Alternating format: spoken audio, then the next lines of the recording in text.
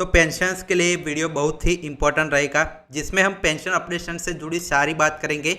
आज तक क्या हुआ, कितने लोग इसमें कवर हो रहे, साथ ही में एमसी सिंगला केस से कैसे आप सभी पेंशन्स का यहाँ पे लाभ है, बहुत सालों का इंतजार है, वो खत्म होने वाला है। तो चलिए वीडियो की शुरुआत कर लेते हैं। मैं आपके साथ यहाँ पे बहुत सारे जो पॉइंट्स है अभी तक के, वो पूरी तरह से इस पॉडकास्ट के जरिए शेयर करने वाला हूँ। तो आप इस वीडियो को लाइक और चैनल को सब्सक्राइब जरूर कीजिएगा ऐसे वीडियोस पेंशन्स के देखने के लिए।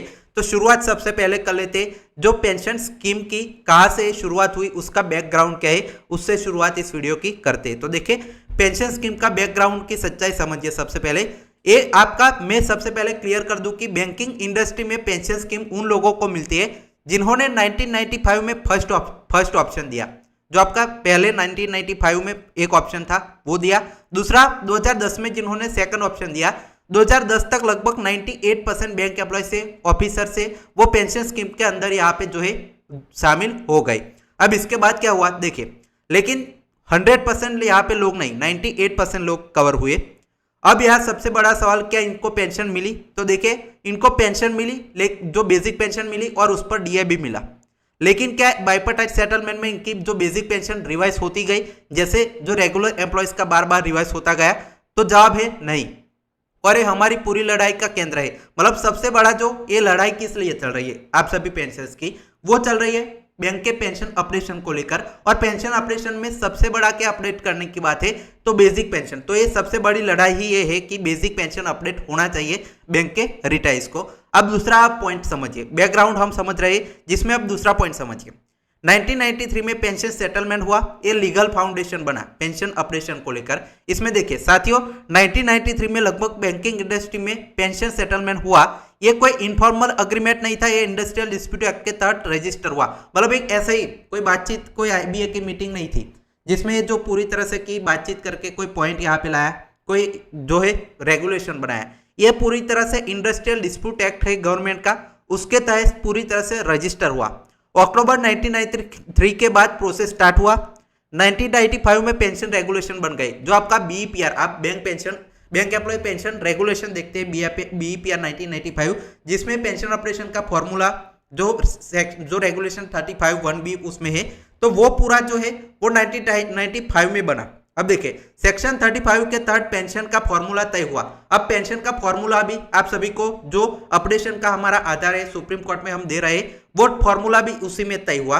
अब आगे देखिए, ये formula central government service rules के लाइंस पर डिजाइन किया गया। मतलब ये जो आपका फॉर्मूला था वो हवा में से नहीं आया था, वो आपका फॉर्मूला है वो सेंट्रल गवर्नमेंट के एम्प्लॉय से, उनका फॉर्मूला अपडेशन का फोर्थ बीपीएस का, जो फोर्थ सेटलमेंट, फोर्थ सीपीसी का तब चल रहा था, उससे लिया गया। इसका मतलब है कि पेंशन एक स्कीम नहीं है, लीगल राइट बन गया। मतलब इससे आपका साफ साफ पता चलता है कि पेंशन सिर्फ एक स्कीम नहीं है, पूरी तरह से एक लीगल राइट है। अब तीसरा पॉइंट देखिए, 1 जनवरी 1986 से रिटायर लोगों को क्या मिला? तो 1 जनवरी 1998 जो रिटायर हुए उन लोगों को 1993 से अग्रीमेंट के वक्त रेट्रोस्पेक्टिव इफेक्ट से पेंशन मिला। मतलब क्या है कि जब से वो रिटायर हुए तब से उनको जो पेंशन है वो मिला। उनको सेंट्रल गवर्नमेंट फॉर्मूला के बेसिस पर अपडेशन भी मिला, जो मैंने बताया रेगुलेशन 35(1) अपेंडिक्स 1 फॉर्मूला जो सेंट्रल गवर्नमेंट का पहले था, उसी फॉर्मूला को यहाँ पे रेगुलेशन 35(1) में डाला बीईपीआर 1995 में, और उन सभी को उसी फॉर्मूला के तहत रेट्रोस्पेक्टिव इफेक्ट में पेंशन अपडेशन मिला। लेकिन 1993 के बाद रिटायर लोगों को सिर्फ रिटायरमेंट के वक्त बेसिक पेंशन मिला और वो कभी अपडेट नहीं हुआ। सिर्फ रिटायरमेंट के वक्त यहाँ पे पेंशन मिला और उस पर डीए मिला, लेकिन बेसिक पेंशन कभी रिवाइज नहीं हुई। वही सबसे बड़ी लड़ाई है कि आपने कुछ लोगों को तो अंदर लिया, लेकिन बाकी के लोग 1993 के बाद के लोगों को कभी पेंशन अपडेशन का फायदा नहीं मिला। और यही जो आपका है, दोनों डिस्क्रिमिनेशन होता है, यही आर्टिकल 14 का वायोलेशन करता है, राइट टू इक्वालिटी का, जो अभी आपका रिसेंटली फैसला आया है डीए को लेकर कि पेंशन का और जो रेगुलर एम्प्लॉयज का डीए सेम होना चाहिए। वो सुप्रीम कोर्ट ने वर्डिक्ट दिया, उसमें आर्टिकल 14 का ही वायोलेशन का आधार दिया। वैसे ही यहाँ पे जो पेंशन है उसमें भी आर्टिकल 14 का वायोलेशन हो रहा है कि कुछ आपके लोगों को पेंशन ऑपरेशन मिली और बाकी के लोगों को पेंशन ऑपरेशन नहीं मिली। दोनों के बीच यहाँ पे डिस्क्रिमिनेशन हुआ, जो आर्टिकल 14 का वायोलेशन है, जिसकी वजह से पेंशन ऑपरेशन को लेकर एमसी सिंगला केस में फैसला हमारे पक्ष में आ सकता है। अब देखिए, यह अन्याय आपका शुरू हुआ, जो मैंने बताया डिस्क्रिमिनेशन हुआ। अब चौथा पॉइंट समझिए, पेंशन कॉर्पस का सर्च, जो पेंशन फंड है उसका सर्च क्या है वो देखिए। पैसा कहाँ से इसमें आता है, बहुत लोग सोचते हैं बैंक पेंशन गवर्नमेंट बजट से आती है, मतलब कुछ लोगों को ऐसा लगता है कि गवर्नमेंट का बजट जो है उससे पेंशन ऑपरेशन होती है, लेकिन देखिए मैं स्पष्ट आपको कहना चाहता हूं हमारी पेंशन गवर्नमेंट बजट से नहीं आती, हमारी पेंशन आती है हमारे खुद के पेंशन कॉर्पस फंड से। मतलब जो बैंक रिटायर्स का पैसा 2010 से पहले जितना भी उन्होंने पीएफ में डाला है वही जो बड़ा कॉर्पस बन चुका है, वहां से जो बैंक की पेंशन आती है उसमें बैंक भी कंट्रीब्यूशन करता है।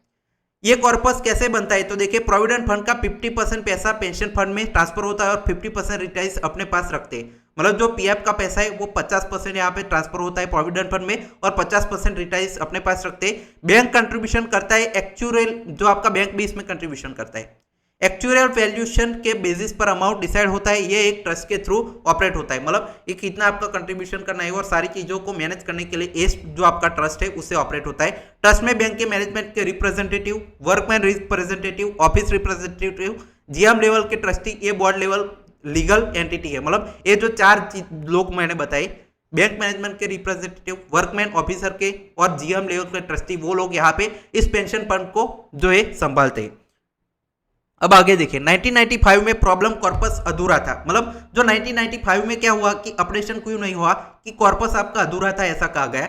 1995 में जब ऑप्शन लिया गया सिर्फ 52% लोग इसमें आए और 48% बाहर रहे। इस वजह से जो पेंशन कॉर्पस सफिशिएंट नहीं हुआ, इसलिए 2010 तक का वेट करना पड़ा और तब आपका जो सेकंड ऑप्शन है 2010 में दिया गया जिसमें 98% लोग कवर हुए। 2010 में सेकंड ऑप्शन दिया, उसमें 4300 करोड़ का डेफिसिट मिला, उसमें भी आपका पूरी तरह से पेंशन का कॉर्पस खत्म नहीं हुआ। 2010 में जो आपका सेकंड ऑप्शन दिया तब एक्चुअल वैल्यूएशन से पता चला कॉर्पस में लगभग 4300 करोड़ का डेफिसिट है, इतना यहाँ पे पैसा कम पड़ रहा है। इसको कवर किया गया कैसे तो देखिए, 70% बैंक का प्रॉफिट से और 30% एम्प्लॉयज और रिटायर्स के कंट्रीब्यूशन से 2010 के बाद कॉर्पस फुल माना गया। मतलब इसमें 70% बैंक का प्रॉफिट से डाला गया, 30% जो आपका हिस्सा है रिटायर्स का कंट्रीब्यूशन से डालकर 2010 में फुल कॉर्पस आपका माना गया। 98% लोग इसमें जो बास्केट में आ गए, तो 2010 के बाद कोई फाइनेंशियल एक्सक्यूज नहीं था, फिर भी बेसिक पेंशन ऑपरेशन नहीं मिला। 1995 में तो चलिए मानते हैं कि आपका कॉर्पस बहुत अधूरा था, लोग भी कम थे।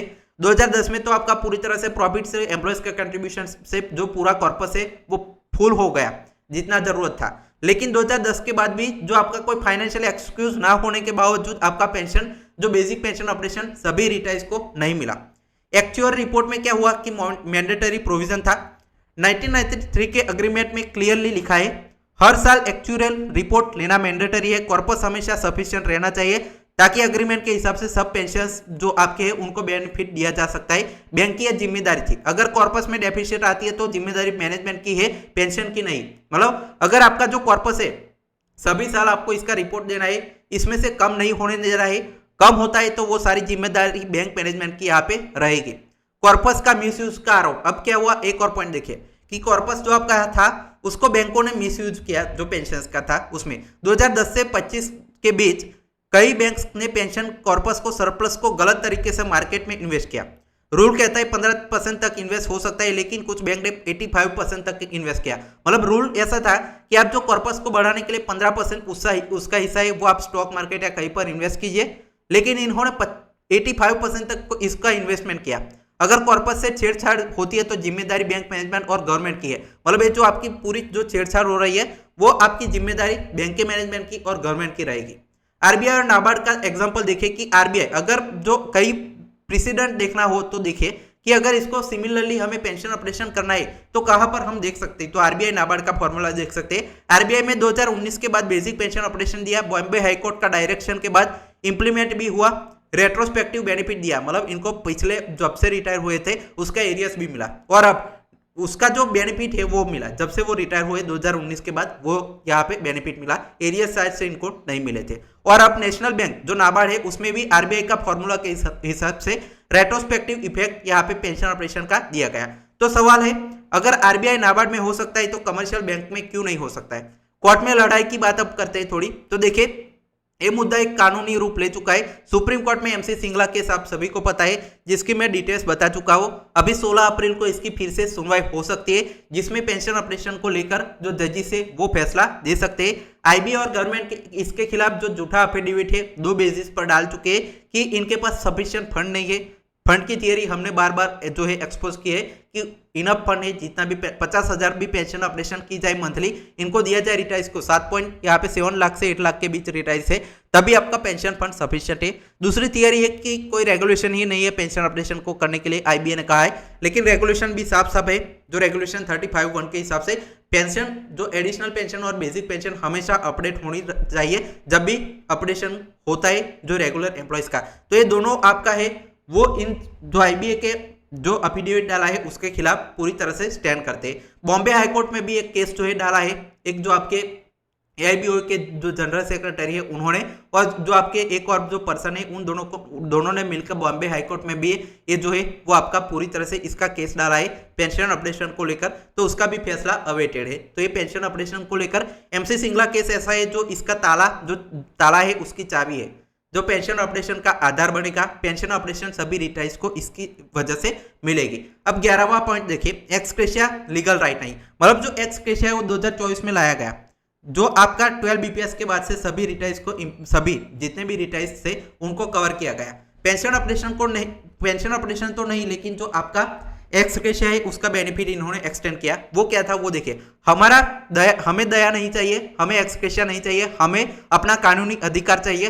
हर बाइपर्टाइज सेटलमेंट के बाद वर्किंग एम्प्लॉयज का बेसिक पे रिवाइज होता है, तो पेंशनर्स का बेसिक पेंशन भी रिवाइज होना चाहिए। मतलब जो एक्स ग्रेशिया है वो आपने दिया हमें, लेकिन हमें एक्स ग्रेशिया नहीं चाहिए था, हमें पेंशन ऑपरेशन चाहिए था, ऐसा जो रिटायर्स है उनका मानना है। सेंट्रल गवर्नमेंट पेंशन और बैंक पेंशन को भी कंपेयर किया है इनमें। देखिए, सेंट्रल गवर्नमेंट एम्प्लॉयज की पेंशन गवर्नमेंट बजट से आती है, बैंक एम्प्लॉयज की पेंशन कॉर्पस से आती है।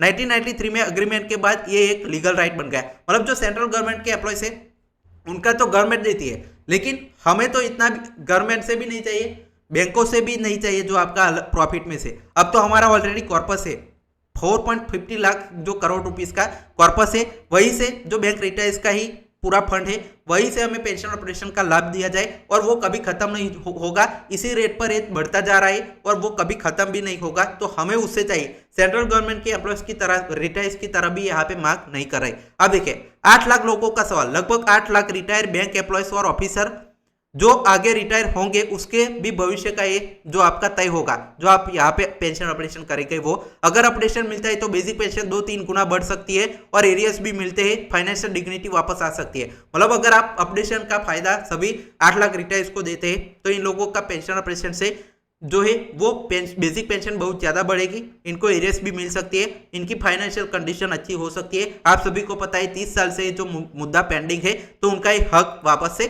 मिल सकता है। 2026 में नई उम्मीद है कि अब 2026 में नई जो आपकी संभावनाएं बनी है, सुप्रीम कोर्ट में, बॉम्बे हाई कोर्ट में बहुत सारे केसेस चल रहे हैं, डायरेक्शन पॉजिटिव आ सकता है, आरबीआई वाला फॉर्मूला भी यहाँ पे लागू हो सकता है, ऐसा इनका मानना है। अब देखिए, जो एमसी सिंगला केस है वहीं से आपका जो रास्ता खुलेगा बैंक की पेंशन ऑपरेशन का, क्योंकि वही इंपॉर्टेंट जो बैंक पेंशन ऑपरेशन से जुड़ा केस है, जिसकी सुनवाई 16 अप्रैल को होगी। 102 नंबर पर, सीरियल नंबर पर हो सकती है, ऐसा कहना है।